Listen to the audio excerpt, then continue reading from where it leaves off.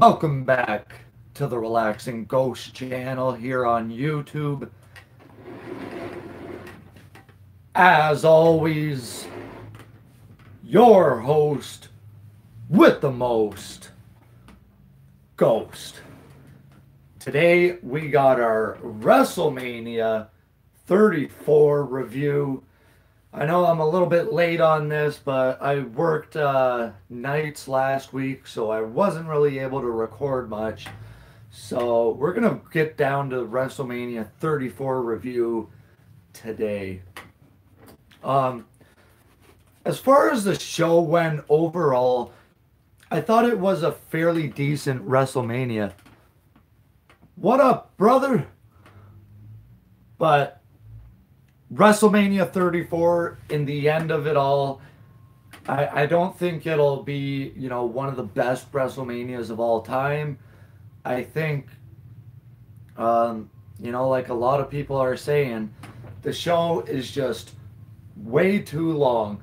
I definitely thought they could have cut about an hour off of that. I think it was during the... It was around the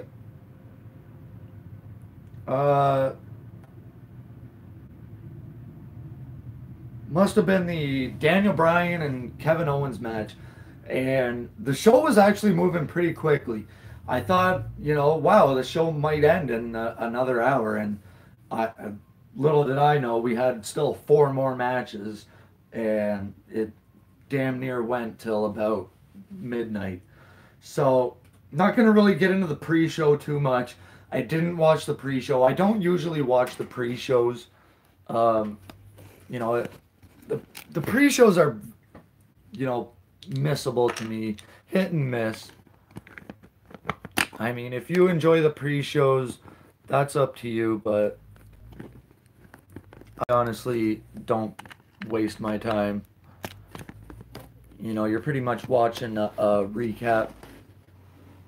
And there we go. So we had Matt Hardy aligning with Bray Wyatt to win the Andre the Giant Memorial Battle Royal. We had Naomi, of all people. That one really is a head scratcher there. Naomi winning the Women's WrestleMania Battle Royal.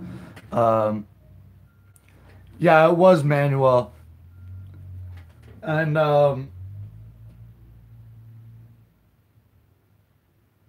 the Cruiserweight Champion, new Cruiserweight Champion, Cedric Alexander. That's actually the one match I might go back and watch. So I heard it was a pretty decent match. And unlike past WrestleManias or past events, we actually had a somewhat decent a crowd for this pre-show. So to start the show off, of course, we had the Intercontinental Triple Threat match. Seth Rollins winning the IC title, and WWE has had this fascination for the past, year or so with the Grand Slam champion, and I don't consider this era to be Grand Slam champions because the IC and the US are pretty much on the same level. To be the Grand Slam champion, I would have to, consider guys winning the Cruiserweight, the IC or US, the tag titles, and the World Heavyweight Championship or Universal Championship. So you need four titles they pretty much consider to be a Grand Slam. IC and US are on the same level, so, they're basically dubbing a Grand Slam a Triple Crown. So I actually went 7 out of 14 with my predictions, which isn't too bad for a WrestleMania. I've had far worse. I've had, pretty better WrestleMania predictions. But I was satisfied with the match. I love the frog splash from Rollins while Miz was given the figure four to Balor. Balor really didn't have much in this match. He did his usual stuff, but I really thought Balor's time was here. I thought Balor was going to actually win the title here, but I went with Rollins. Rollins did end up winning the title. These first 4, 5, 6 matches They really flowed really nice together, and the show actually kept a good pace to it. Second match of the night was Charlotte versus Asuka. Very strange to have this going on this early. And Charlotte retains, tapping out Asuka with the figure eight. Charlotte was on one arm.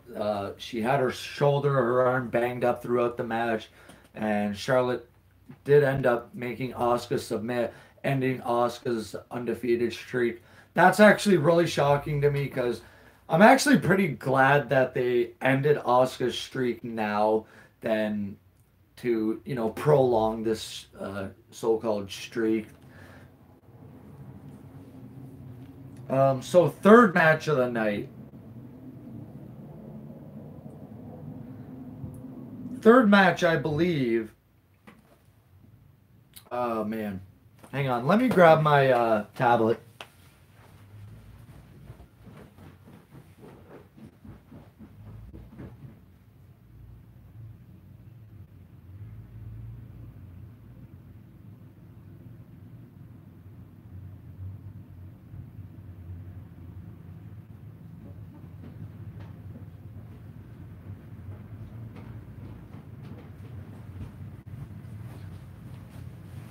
All right, third match of the night was the Fatal 4-Way match for the United States Championship. Uh, Jinder Mahal, I predicted to win the U.S. title. Jinder Mahal did indeed win the U.S. title here, and he pins Rusev.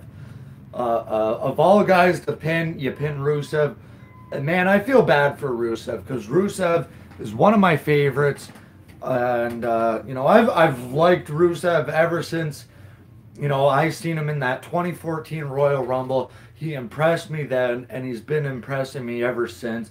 Long before the Rusev Day stuff caught along. So pretty weird.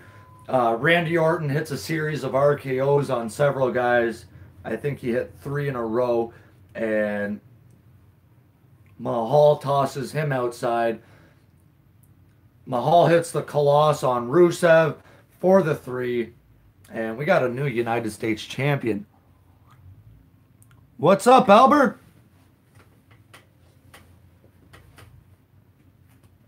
Got our afternoon coffee. So, fourth match of the night. This was a real shocker to see this go on so early. Ronda Rousey and Kurt Angle versus Triple H and Stephanie McMahon.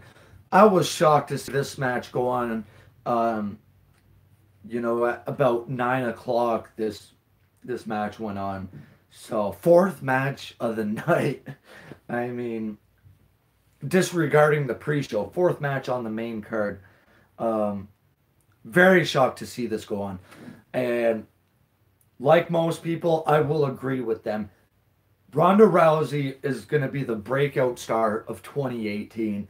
I really hope that Ronda Rousey can maintain her training and her in-ring ability to pull off what she did at WrestleMania. Triple H is one of the best ring generals that the WWE has. And you could tell how well whoever put that match together, I'm guessing Triple H had a big part in putting that together. Triple H put that match together very, very well.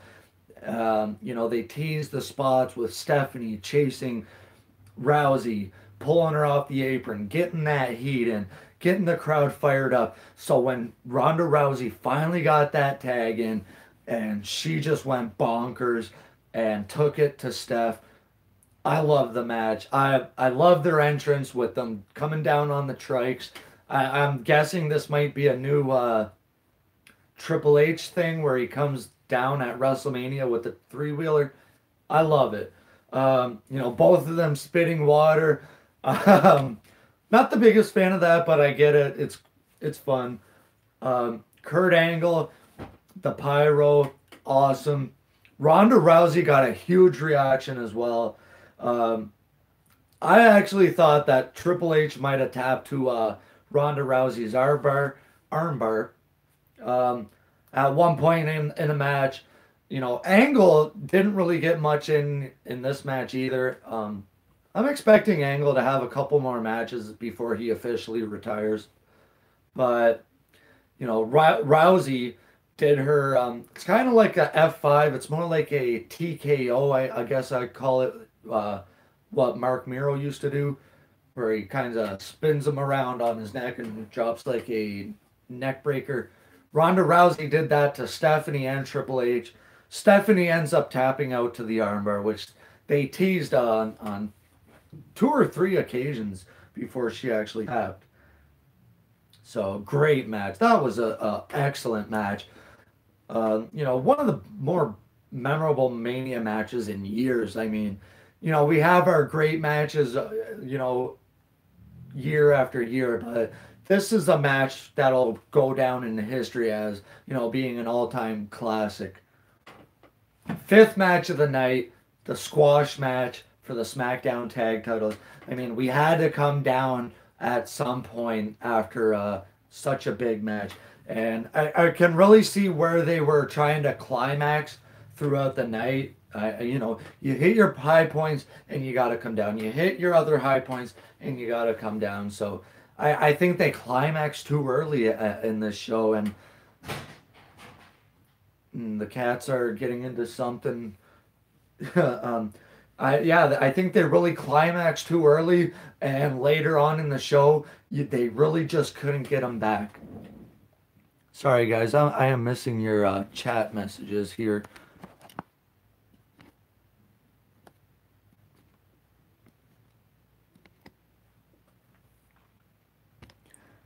Yeah, you know what? I'm actually really surprised Brock Lesnar retained as well. I did pick Roman in my predictions, but I'm satisfied that Brock held on to the title because I'm not the biggest Roman Reigns fan. I mean, I respect every wrestler for what they do, what they put their bodies through, but I don't think Roman's the guy. I really don't. He could be a big time player, but I don't think he's the guy to carry the company just yet.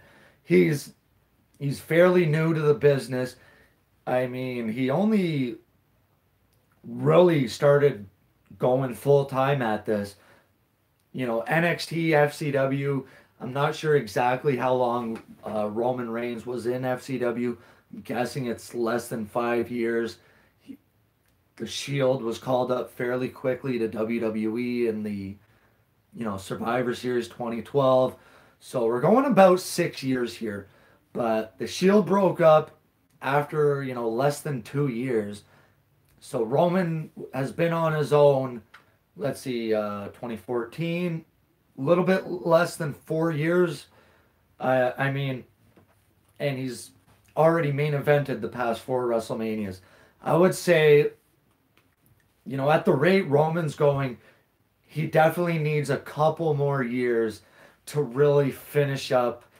He's getting there. He is getting there, but he definitely needs another couple of years to really, put those finishing touches on, his craft. I mean, he definitely needs to work on his move set quite a bit, because Superman punch, 5 in a row, 6, 7 spears. That's not a match. That is a spot fest. And I really don't enjoy his matches like that. So we have new SmackDown Tag Team Champions, the Bludgeon Brothers. I didn't enjoy this match as much as I thought I would. I really feel bad for the Usos and the New Day in this one because, I mean, they busted their butts all last year, putting on those performances, putting in the Hell in a Cell match that I thought was a hell of a match inside Hell in a Cell, and then they get squashed at Mania. Didn't enjoy that too much. So after that, I also forgot to mention, after the Charlotte and Asuka match, Asuka was celebrating, congratulating Charlotte that she was ready for Asuka. A referee runs down to ringside. John Cena is sitting in the crowd as a fan, drinking beer, and I'm pretty sure that's a violation of the wellness policy, unless he was drinking non-alcoholic beer. But referee comes down, he says something to Cena, and Cena's like, "Oh, he's here, he's here." So Cena hops the guardrail, runs up the ramp, taking all Charlotte's heat, and Cena goes backstage. So now Cena comes back out.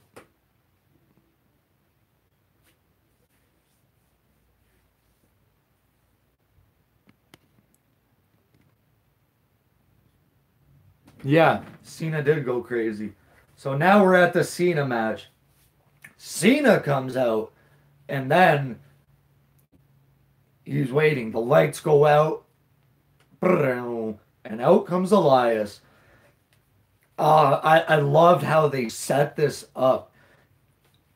It didn't have to be the longest segment in the world, but for what this segment did, the teases, the storytelling, and the quick, the all of it all put together, it told some great stuff. So Elias comes out, the lights go all out. Elias comes. Cena disposes of him fairly quickly, and John Cena's music hits. So Cena's like, man, he's not here. Cena starts to walk to the back. The lights go out again, and this is when we know Taker is here. And man, I got chills talking about it because, you just get goosebumps when you start um, talking about the Undertaker and, hearing that music play. I mean, that's something I wish I could experience. And we see the light go on in the middle of the ring, and appears Undertaker's gear from WrestleMania 33, in the same way he left it there. Lightning bolt strikes, and the gear is gone. We hear the gong, and we hear Undertaker's music hit. Smoke is everywhere. Out comes the Undertaker, and this match is underway. And as quick as it started, 2 minutes and 45 seconds later, it's over. That's it. Undertaker does old school, chokeslam, tombstone. The part I like the most is when John Cena thinks he has him, goes for that five knuckle shuffle, and he kind of does like the backtracking when Undertaker sets a. That was a hell of a spot. I mean, I'm sure other guys have done it before, but John Cena doesn't get played that easy. I'm sorry.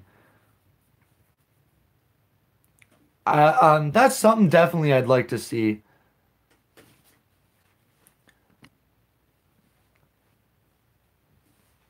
I mean, for as short as it was, the match, that was a great match. You got to admit, that was probably the second best match of the night, maybe third match of the night.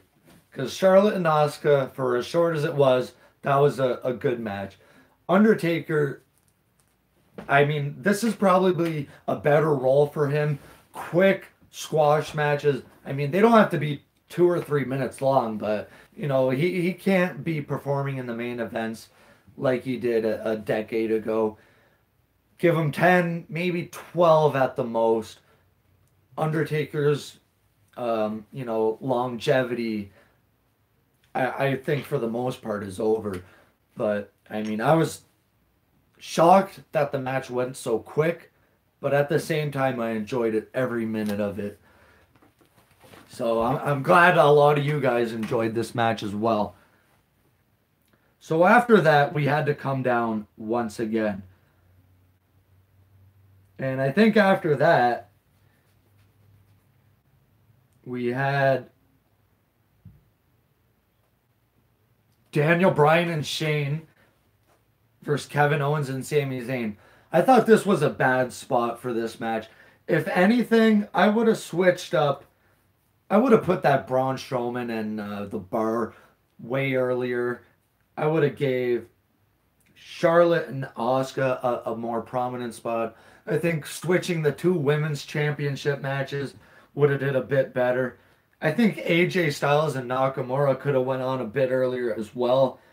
Um, but for the most part, this show up to this point was fairly good for the most part.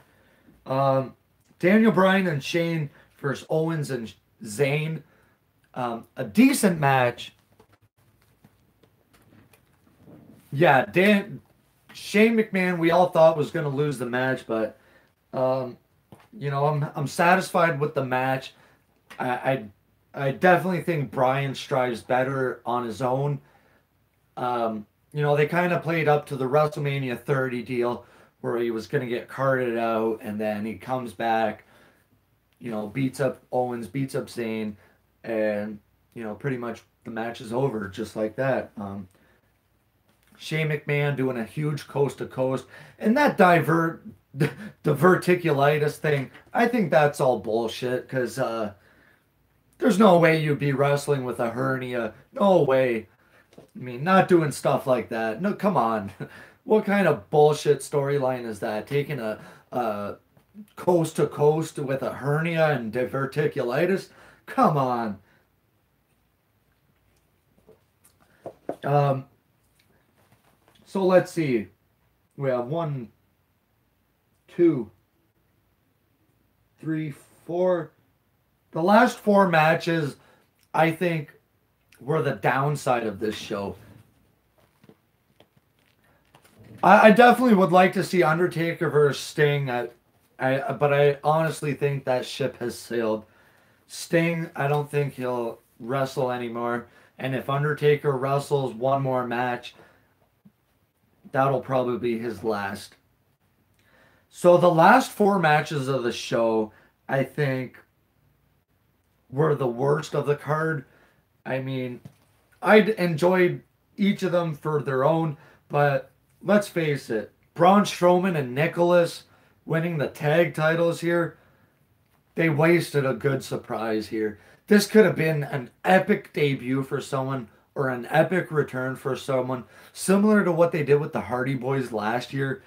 They definitely wasted a WrestleMania moment on a 10-year-old referee's son. I didn't like the angle at all. And I feel bad for Sheamus and Cesaro being in that position that they're, again, similar to the Usos in the New Day. Sheamus and Cesaro busting their balls, busting their butts all of last year. Get to WrestleMania to lose to a 10-year-old kid. Come on. Didn't enjoy that at all. Nia Jax winning the women's championship.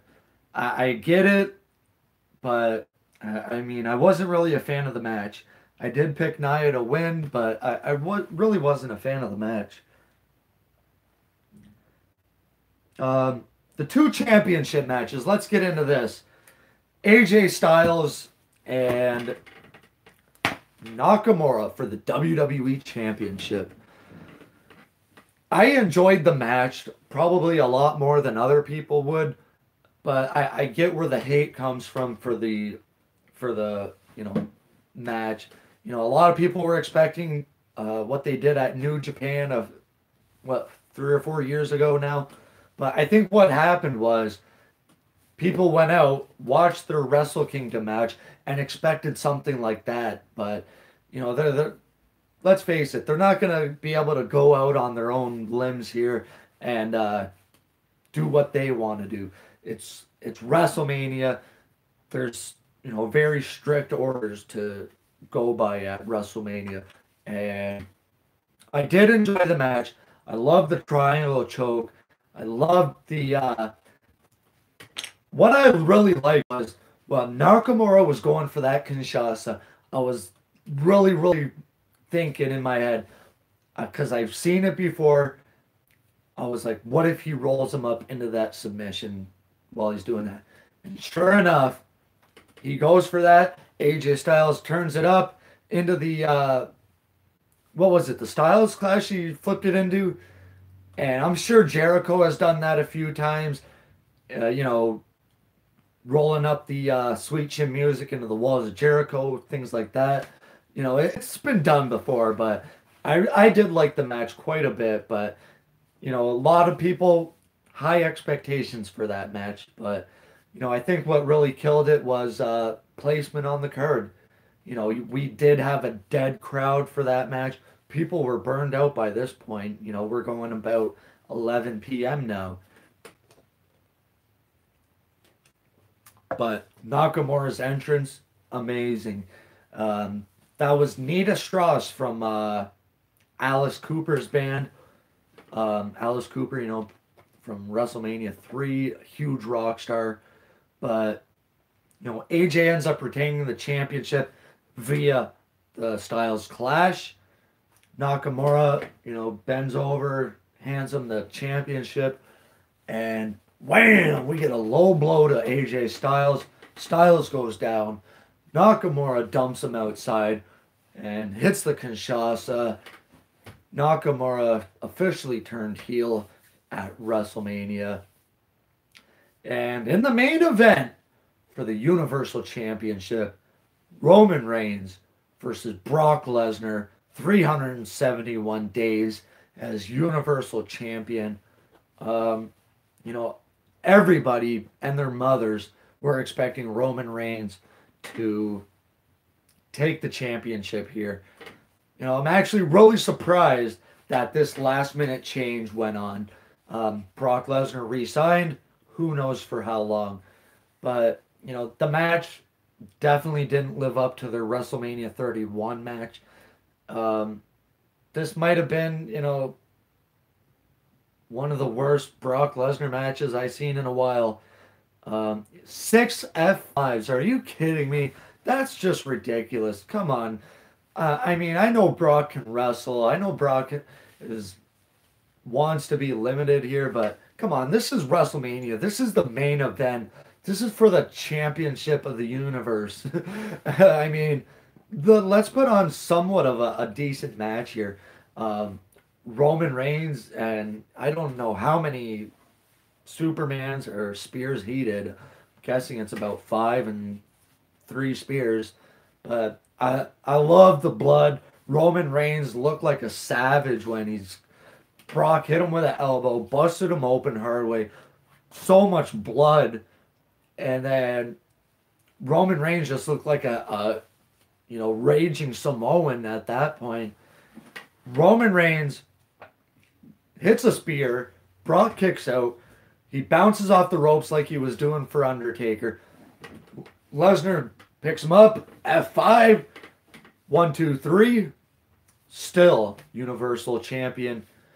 Brock Lesnar. So, overall, this WrestleMania was a bit of a disappointment with I definitely say match placement hurt the show quite a bit. That first half of the show, unbelievable. But those last few matches were very disappointing, my opinion. There was no even end of show pyro. I get it, the heel won. Why do we need to celebrate the heel winning? But I would have liked to see Brock celebrating with the title at the end a bit more. But 6 F5s, you got to be kidding me. That's ridiculous. He was beating guys with 1 for a year and a half. So 1 F5, 3 would have done it.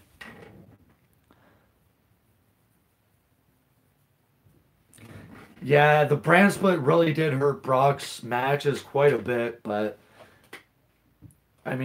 his best match from the last 5 years definitely had been with AJ Styles, and before that, CM Punk. I'm definitely excited for this, superstar shuffle, shakeup, whatever they're calling it. I want to see Daniel Bryan versus Brock Lesnar. If Brock can have one more great match, it can be with Daniel Bryan. And I'll end this review by saying this WrestleMania was better than last year's show. It was definitely better than WrestleMania 32. I don't think it was good as WrestleMania 31 or 30 though. It's a bit under 31, and I placed 30 over 31. So it's the third best in the last 5 years. if I really had to grade this, there was more bad than good on this show. The good was really, really good, but the bad was bad. It was unbearable. I mean, come on, a 10-year-old kid is your tag team champion. I get it. They relinquished the title the next night. At first, I thought it was a Make-A-Wish kid, like some other people really thought that. But, I think hours later, maybe the next day, came out it was the referee's son. I mean, that's just bullshit as well. But if I really had to grade this show, I mean, 5.5 out of 10. That's probably being generous. Six. I mean, I'd probably go six and a quarter out of 10. Um, that's probably being generous. At 6 or 6.25 out of 10. I mean, Triple H and Steph versus Rousey and Angle, Charlotte versus Asuka, Undertaker versus Cena, the IC triple threat. Um, let's see. I enjoyed Nakamura and AJ and Roman and Brock, but those two championship matches very disappointing. So let me know your thoughts on WrestleMania, guys. Make sure you comment down below how you did in your predictions. What are your expectations for the Superstar shakeup? Thank you all for watching the review. We'll talk to you later. Peace.